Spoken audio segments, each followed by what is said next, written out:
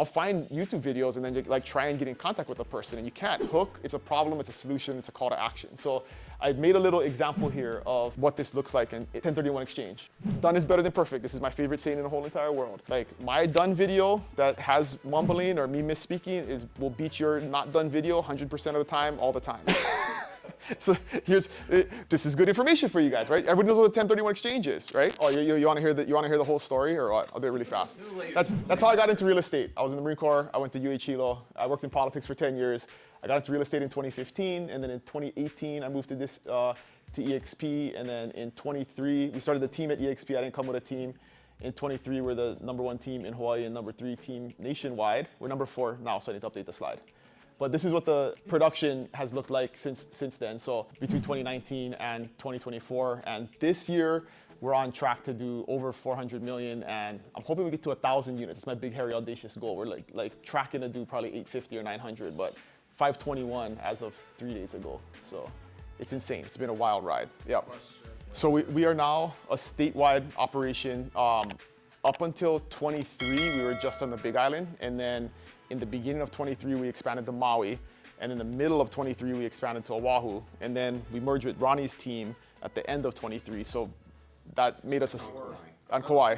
So it's a gnarly operation because it's like you have to like fly to like do stuff. And so right now, 80% of that production is coming from the Big Island because we got about 100 agents on the Big Island, but it's gonna like the trajectory can just go up because it's the biggest market. We got 25 agents in Oahu, but you know there's 4 times as many transactions on Oahu than there is in the Big Island. So it's wild. All right, so here's what we're gonna talk about today. Some principles. I always start with like mindset and principles, right? So we're like framing what we're gonna do. So the first one is the fool precedes the master, right? Everybody wants to seem smart and seem like they're a master, and they're not willing to look like an idiot. You have to be willing to look like an idiot to get started. I mean, mastery in anything starts with you looking like a fool. So that's one of the biggest things that holds people back from doing video is they just feel like they don't speak well, that it doesn't look right, or they're a perfectionist because everything's not perfect. And so just always remember, if you look back at my YouTubes in the beginning, they were freaking terrible, but you know, I just kept going. So 1% better every day, right? As long as we're improving like a little bit. I think about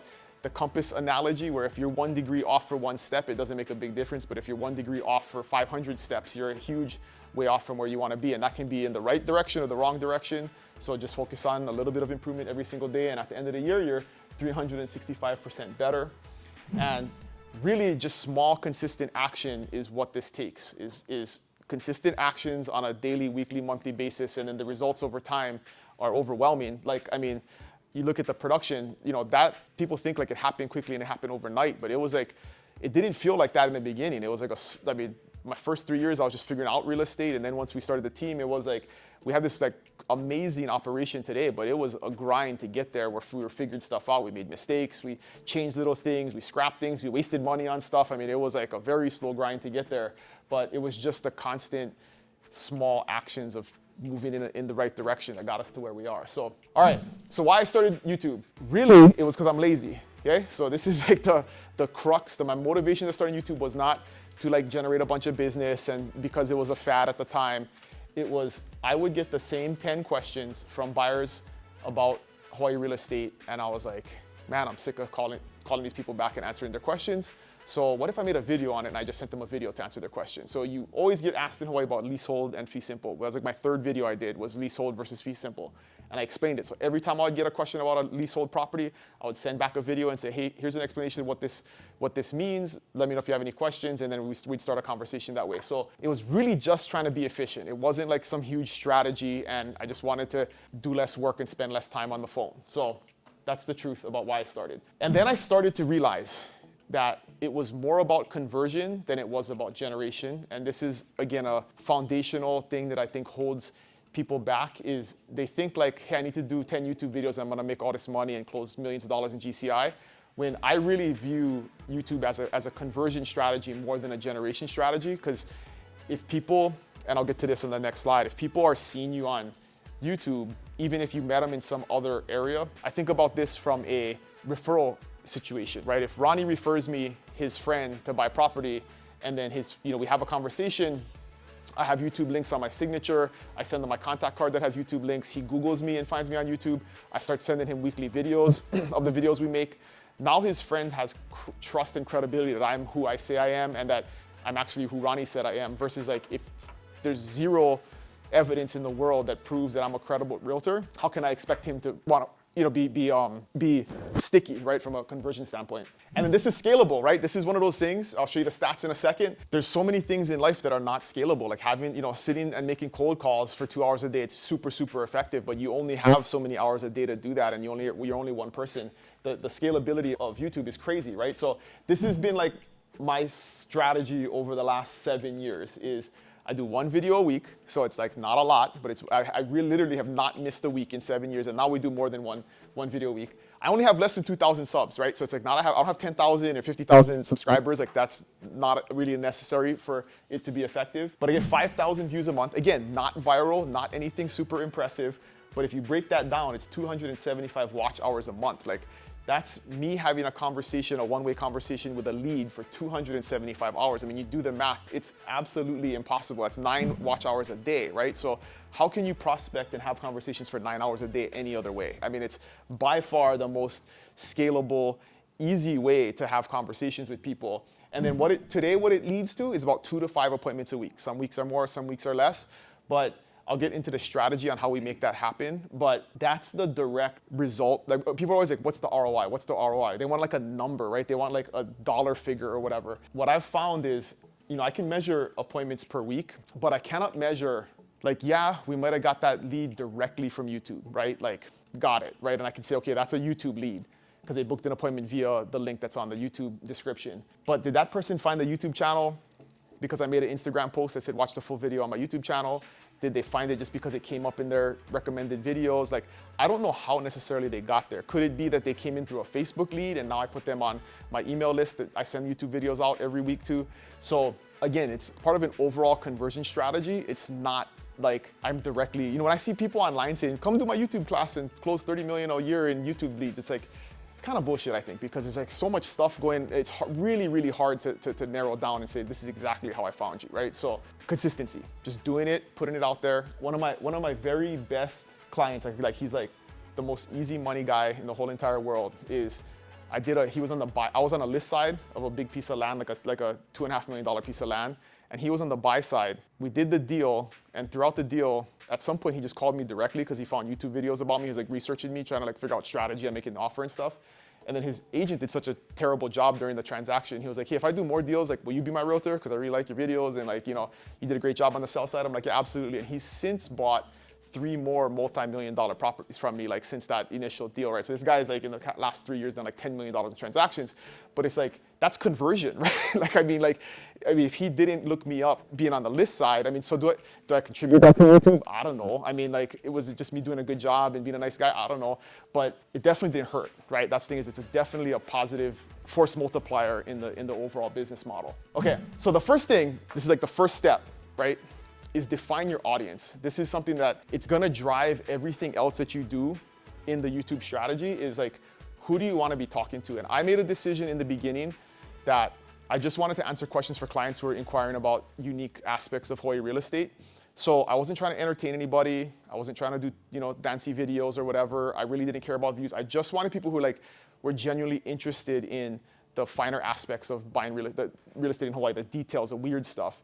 And what that ended up turning into, which I found, which is a natural thing, is, this is funny, it's like a room of mostly males, which is usually not the case in real estate settings, but I found that my avatar from YouTube in the beginning was like the 60-year-old lady, like retired lady, like, right? Young, local guy, and then like who, if it's a 60-year-old guy picking the realtor, who do they pick? The good-looking blonde 30-year-old, right? Like, and so I found I kept getting people reaching out that were 60 to 70-year-old ladies, and I'm like, bro, that's my avatar right there, because they got money, right? I mean, they're the decision maker in the house, whether they're married. I mean, so it's so think about that. You'll kind of get some real-time feedback once you start doing it, but I always felt like I wanted the educated person who was on YouTube researching property in Hawaii, and that was my avatar, because then they're a way easier client, right? Because they are doing research, they're looking for information, they're not just flying by the seat of their pants.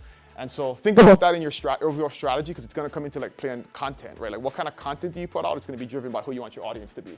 So the idea was quality over quantity, right? It never bothered me that the video got 100 views or 200 views or 300 views or 1,000 views. It was like, if I could get one conversation or one quality lead out of it, the view count doesn't really matter, right? It's the quality of the result versus the quantity of the input. And then be you. This is another thing that I think people overthink is like, you're not for everybody. Like, I'm not for everybody. And so just be you, and then your vibe will attract your tribe. So, whatever your style is, Michael has a very unique style, but hey, if you're like some like conservative Mormon, you're probably not going to reach out to, Michael. That's okay, right? I mean, like it's totally fine. That's no, there's no problem. I mean, so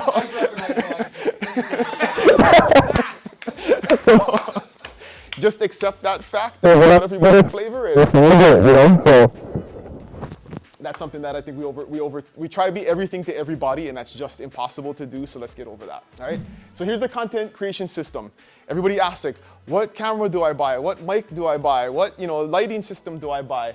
And it's just keep it simple. Like in the beginning, you can just use your cell phone on a tripod. I feel like if you want to go a little bit next level, focus on lighting and focus on sound, because the quality of the video is heavily influenced by if you look really dark and if your sound quality is good or bad. And these little wireless mics are like $100. I mean, just invest the money, buy them, and you can stand far away from the camera and have really quality video. You can set this up in a park and then walk around, and then you can still have quality video. So if you're gonna invest in it, but don't overthink it, keep it easy, right? You don't want specialized stuff. Like, it's stuff that you can carry around every day. It's stuff that you can easily just plug and play and not have to put a bunch of time and effort into. So just think about that. They keep it simple. Don't overthink it. I like to have a permanent setup. So I have a permanent setup at my desk at my house, and I have a permanent setup at my desk in my office. So the ring light is there, the microphone is there. All I gotta do is hit, and half the time I use my laptop computer. I just hit record on the webcam and just if I have notes or a script, I just put it up on the screen and then just talk to the screen, and then I'm done, and it's easy. I don't have to overthink it. I don't have to set stuff up. Keep it simple. Batch and shoot.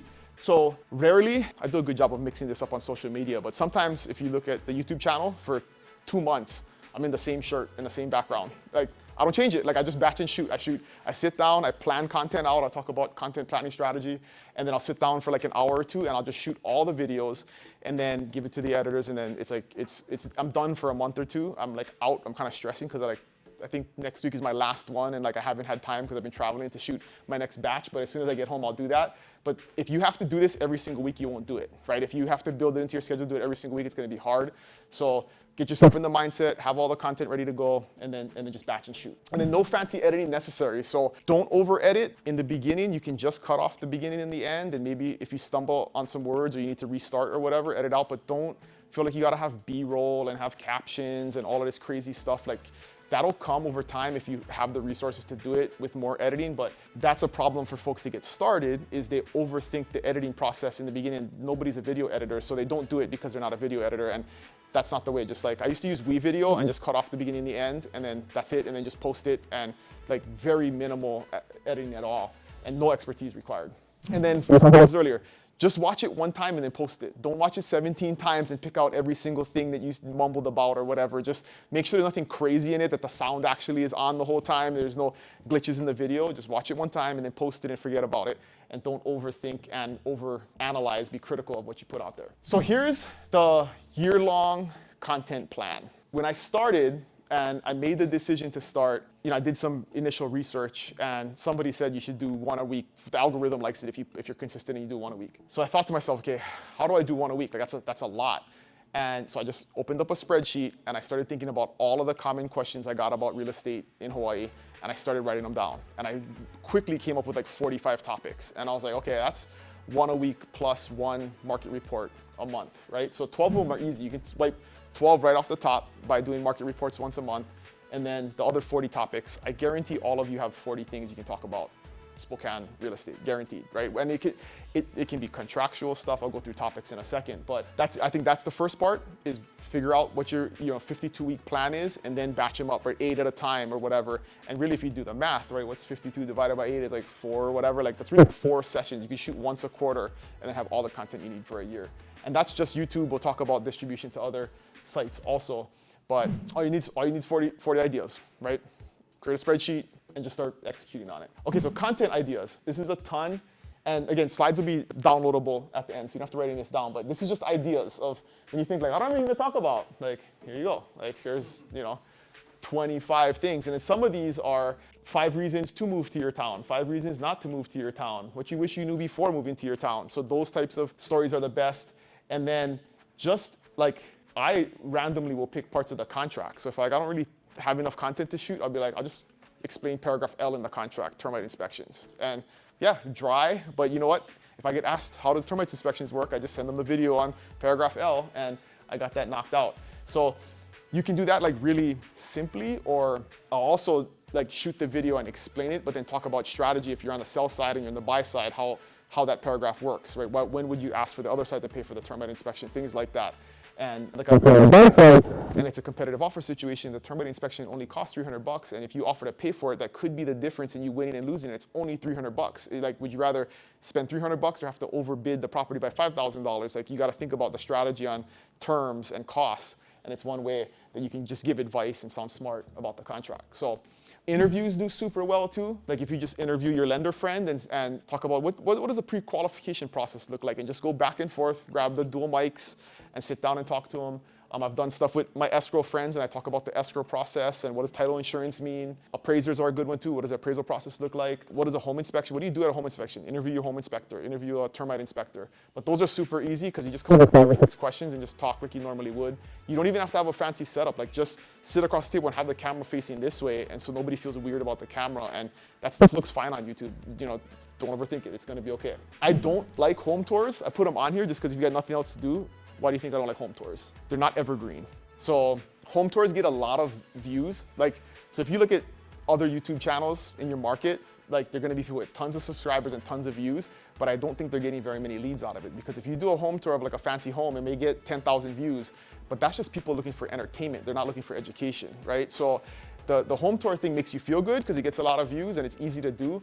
But if you're looking at it from a business standpoint, you get no residual benefit from that after the initial view count that you get, because you can't send that video. I mean, after the home sells, I mean, we can't send it out to anybody. It gives you a video explaining how appraisals work will last you 3 or 4 years until you update it in the future or something changes in the market. But yeah, no residual value from a home tour. But neighborhood tours definitely have tons of value. So that's something that you definitely want to do is, go through a neighborhood, talk about the library that's nearby, the parks. That is a little bit higher labor because you do kind of want some B-roll and stuff like that. But those always perform very, very well. And then that's the thing you can do is, like when you get an initial buyer lead, is you can say, hey, here's my neighborhood tours guide, and have 6 links to the main neighborhoods in your area, and that way you can start educating them on how to make decisions on school districts and other things like that. Yes. Could you do maybe even new building? I don't know if you have a lot of new construction, but you could actually do the same thing with this development's going up right now. Yep. This development. Yep. I have a girl on our team that there's like one new development on the whole island, right? So, but the agents who are working for the developer, like, are old school agents, and they're not doing like any marketing. And so she asked them, can I make a YouTube channel and like be your marketing arm for your development? And they said yes. So she acts like she's the agent for the developer on all of her YouTube stuff. And I think she sold 2 of them. They're like $1 million houses. So it's like, definitely, and then whatever leads come in from that doesn't work, then that's stuff that you can use on other properties. Okay, so here's the content idea hacks. This is my process, and how I do this is I take notes on my phone. So my notes app on my phone, if I have a conversation with a client or with an agent, or I just think, well, that's a weird thing that happened today, and I'll take a note on that, and then that drives my content batching, right? So I'll have all of these notes, and then if I'm on the plane or whatever, I'll like put bullet points under them. I don't use scripts. Like, as you can tell, I can talk. So but we all can talk. Like, you all have conversations with your clients all the time. And that's the way I look at it. It's like I'm just talking to the camera like I would a client across the table and explaining what I know about that topic. So I try not to do anything super hard and like I gotta research really heavily, because if I don't know it off the top of my head, like it's not gonna come off right. So focus on the stuff that you know about, or if you just had a transaction, tell war stories, right? That's a big one, is like, hey, here's the thing that just happened. Obviously don't disclose personal information and stuff. But I want you guys to know about this because if you run into this situation, it's something that you can avoid. So that's a great one. Answer the Public is great. AnswerThePublic.com. If you look on that, you can see what people are Googling about Spokane real estate, and that can help drive what you answer. So you can see what people are Googling and then have some an informed kind of guide on what you should be creating content on. And then if you do need more scripts or ideas, ChatGPT is like the shit for this right now. Like I did a video maybe like 6 months ago or whatever, but so you guys know what DSTs are? Delaware Statutory Trusts. So this is good information for you guys, right? Everybody knows what a 1031 exchange is, right? So in a low inventory market, if you cannot find a replacement property for your 1031 exchange, there's these things called Delaware Statutory Trusts, and they're basically real estate trusts that buy commercial property that you can buy into like as a shareholder, and they qualify for 1031 exchange. So in 1031 exchange, when you have to identify your 3 replacement properties, you can identify 2 in the market and then do a DST as the 3rd one. And so if you don't close within the 180 days on the first 2, you can always default to the DST, shift your money in there, and then these DSTs have like guaranteed rates of return. And anyways, I'm not gonna go into DSTs, but anyways, so what I did was, I was like, this thing came up, right? And it comes up periodically, but again, not super like widely interest of people, but it comes up. And so DSTs are complicated. So I went to ChatGPT and said, hey, I'm a realtor in Hawaii and I work with investors, and I would like to explain to my clients a simple explanation of what DSTs are and 3 things you got to know about it. And it just spit me out like a short little script about DSTs. It cites the IRS codes. You sound smart, you know what you're talking about.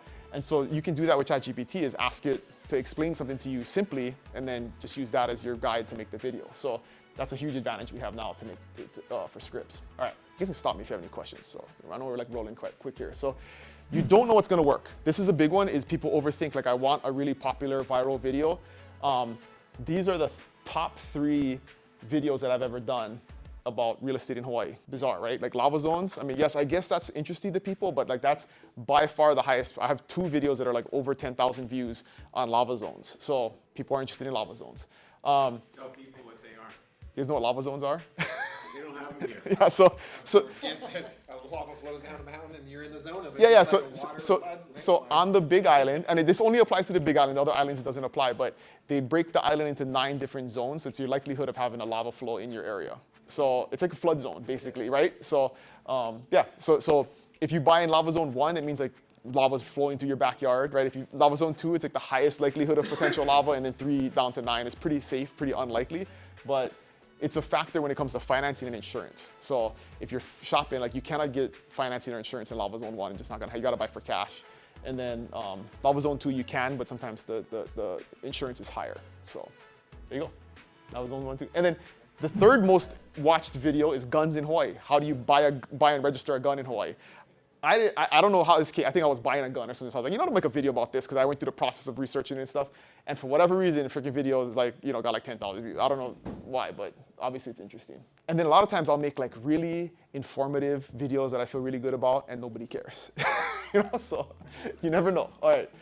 So this is the content formula, right? This is like the easiest way, if you're formulating in your head what kind of, like how to structure the flow of the video. And so it's simple, right? It's hook, it's a problem, it's a solution, it's a call to action. So I've made a little example here of what this looks like in 1031 exchange, right? How do real estate investors avoid paying taxes? That's the hook, right? It's like people are like, oh, how do you avoid paying taxes? That's cool.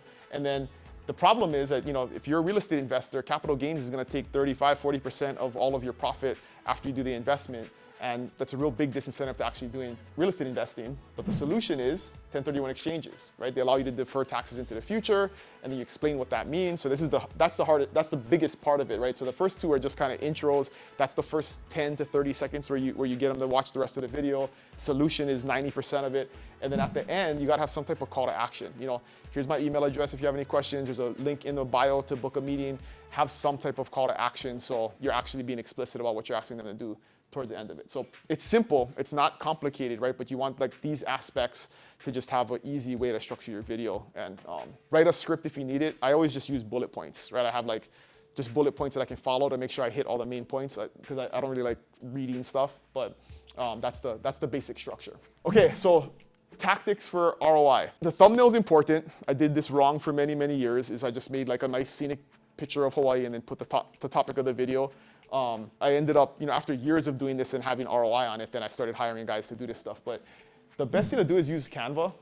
There's lots of templates on Canva. You want to put your face on it. People don't like putting their face on it, but like it creates personal connection. So put your face on it, and then it's got to be catchy. Like you guys know what good thumbnails look like, right? So just if you're gonna invest time, I would invest more time in a thumbnail than I would editing.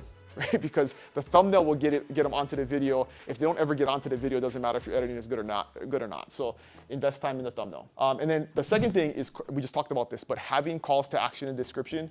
I could probably show you guys an example video in a second, but we have tons of shit in the description of the video, right? So you have right up front is a link to book a meeting, and then there's tons and tons of links afterwards. So searching for property on the Big Island, homes, in Oahu under 500,000. Like we actually have landing pages that go to KV Core. So if they click on it, then they go to the website, and then the website will ask them to register before they can see property. So that's another way to lead generate. Is again, did it come from YouTube or did it come from KV Core? Like it's hard to measure ROI and stuff like that, but lots and lots of clickable links in the description in order to give them something to do, because there's no point in people watching your videos if they don't actually take some type of action. Like I'll find YouTube videos and then like try and get in contact with the person and you can't, and it's like, man, this is like so frustrating. Like there's no way. Or even on Instagram, like people have like Instagram videos and you try to get in contact with them, there's like no contact link, there's no number, there's like, you have no idea how to actually contact the person. So calls to action, all right?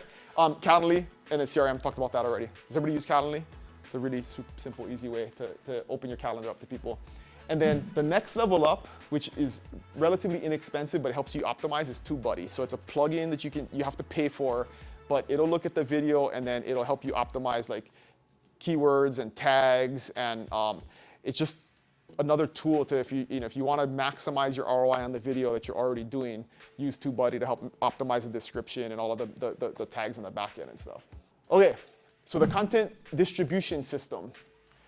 The first one is obviously YouTube, right? So we put that on YouTube, that's what we're talking about today. But the beauty of YouTube is now you have a long form video, and that's been like my social media strategy for the last few years, is I just make long form video and then I just cut it up and turn it into short form video. So I don't actually intend to make a lot of short form video. I just use all the long form stuff and then cut it up and re-optimize it. And with Opus Clip, it's like super, super easy, right? So this whole talk today, I'm gonna go home and I'm gonna upload this video and we'll run it through Opus Clip, and then we'll get Facebook, Instagram, LinkedIn, TikTok videos out of that. So again, business efficiency, right? One long form video can equal 20 short form videos, and then it gives you lots of content to go all over the place. I used to post the whole YouTube video, like a 5-minute YouTube video on Instagram, but nobody watches 5 minutes on Instagram. So I stopped doing that and instead posted the 30-second clip and then put in the description, full video on my YouTube channel, link in the bio. So they go to my bio, they can click on the dot card link, which will go to all of the other links.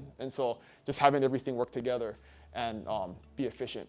And then we put the YouTube video as a blog on the website, right? So that's one more SEO. So on our personal websites, you can create a blog and you just embed the video with a short description of what the video is.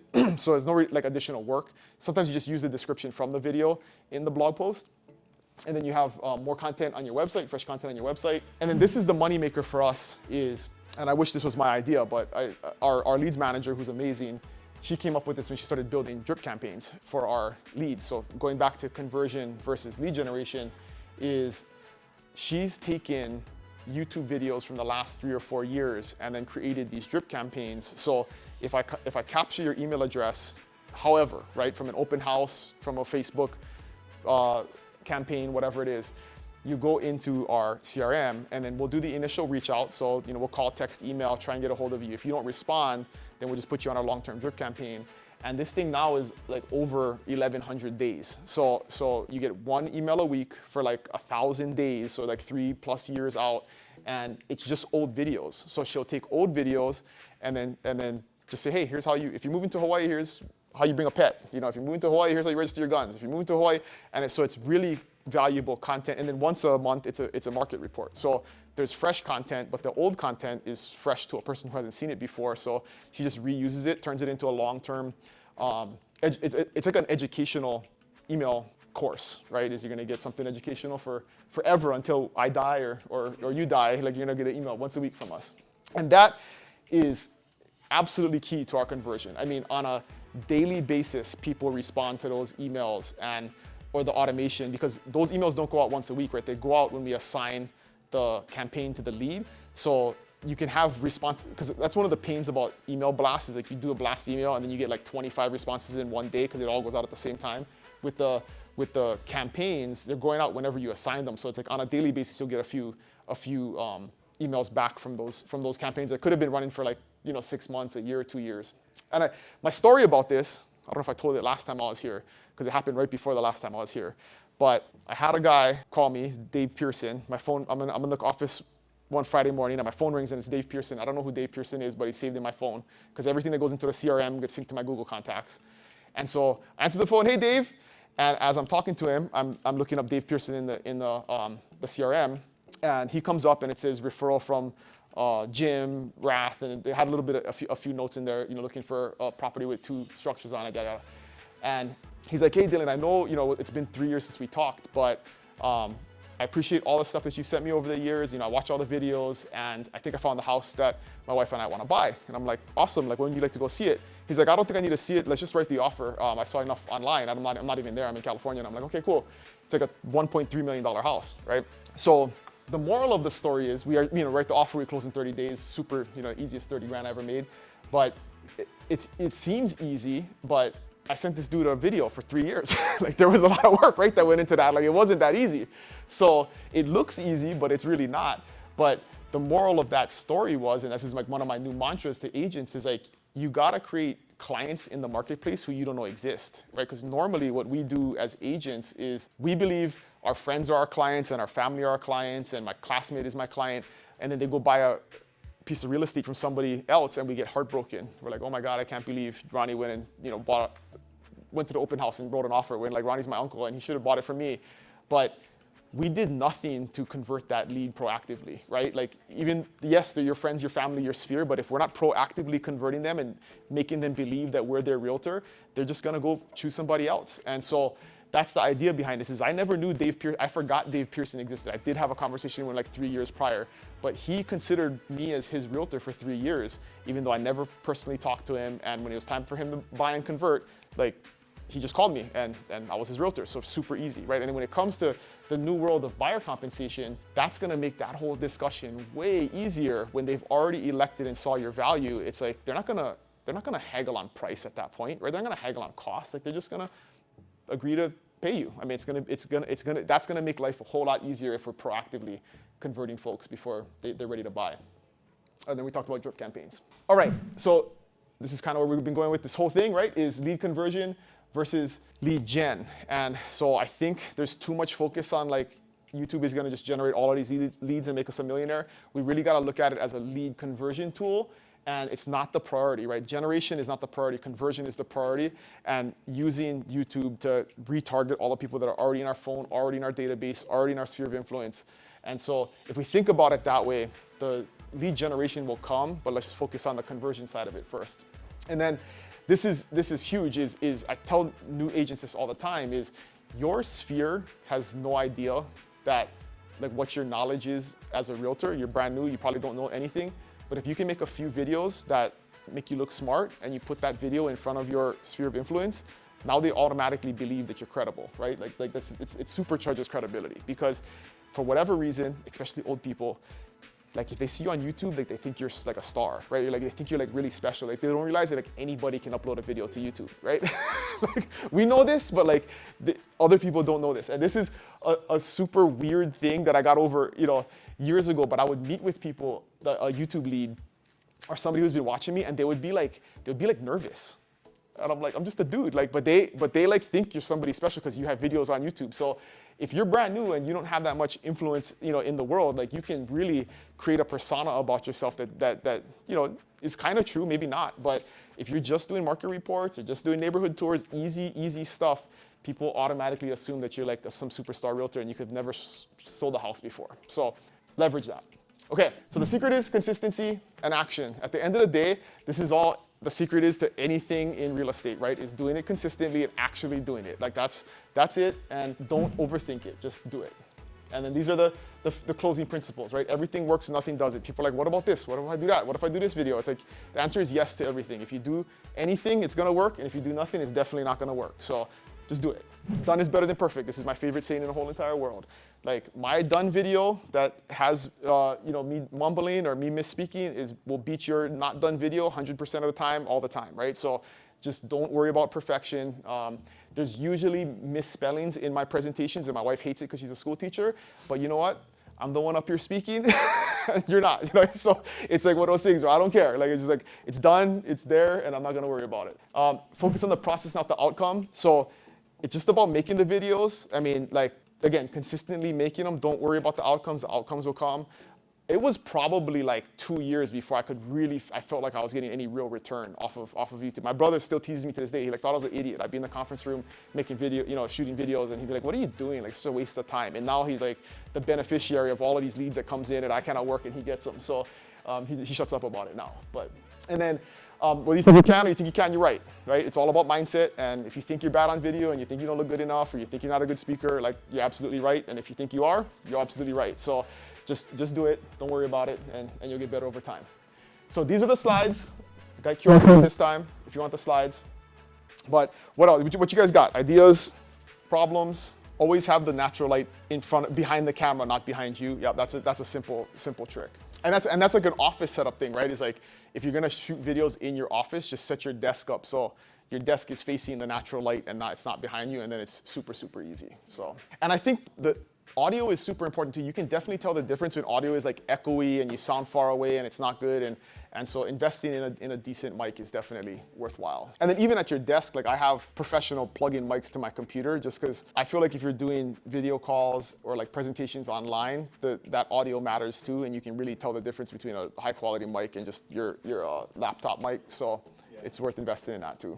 So here's the hack on the practice to get them done is I use like personal incentives and personal punishment. So I force myself to do stuff. And so I know like I gotta shoot, usually I shoot once a month. That's usually the cadence. Is once a month I'll do my 4 long form videos and then maybe some other stuff. Then that way I'm good for the whole, and I shoot like some agent attraction stuff now too. So usually I'll do like 4 real estate and then 4 like agent tip type videos. But if I don't get that done by the 4th week of the month on Friday, like I just will stay at the office and I'll do it at 4 o'clock on Friday. And that pisses me off because like I like to go home I don't like to work late on Fridays. I like to go home by like 1 or 2, spend the afternoon with my kids, start the weekend early and stuff. So that's like my personal incentive is like I gotta get it done before the 4th week on Friday. If I do it the 3rd week, then cool, I don't have to worry about it. But that's like the easy way for me to wrap my head around like the personal incentive to make sure I get it done is I'm gonna punish. It's not like, oh, I'll just do it tomorrow, right? It's like I'm gonna stay at the office and miss Friday afternoon with my kids if I don't get it done. So, and the same is true of regular tasks throughout the day. So I normally I intermittent fast and I don't eat till noon. But if I don't get my big rocks, my to-do list done in the morning, I won't eat. Like I'll keep working until I get it done. And by 1, I'm like pissed because I haven't eaten yet. So it's like that's a super big incentive to me because I love to eat. Is like get all my hard stuff done in the morning, the priorities done in the morning. That way at noon I can stop and I can take a lunch break and eat. So here's this. You can look to buy property on any one of the islands. This is a relocation guide, right? So this is a download. So if you click on this, it gives you a relocation guide for that island, which is specific to that island. You can join the team here if you're an agent. You can create a business plan. This is the agent YouTube channel. This is reviews on Zillow. I mean, so there's like links to do stuff on lots of calls to action. And most of this, even though it looks overwhelming and it's a lot of stuff, it's just a template, right? So the only thing that changes is you can set up a template inside of YouTube. So every time you create a new video, it autofills in your description. Like, so all of this stuff, all of these links are autofilled, and then the only thing that changes is the description up here. And don't worry about this. These guys do the whole breakdown of like all the different points. This is because they get paid, but it doesn't have to be that. You just got to build all of this stuff one time down below. I don't. I mean, it's probably a good thing to do, but people get so weirded out by it. Like they overthink it and they are uncomfortable. So I just don't know who to ask. But I think it's a good idea.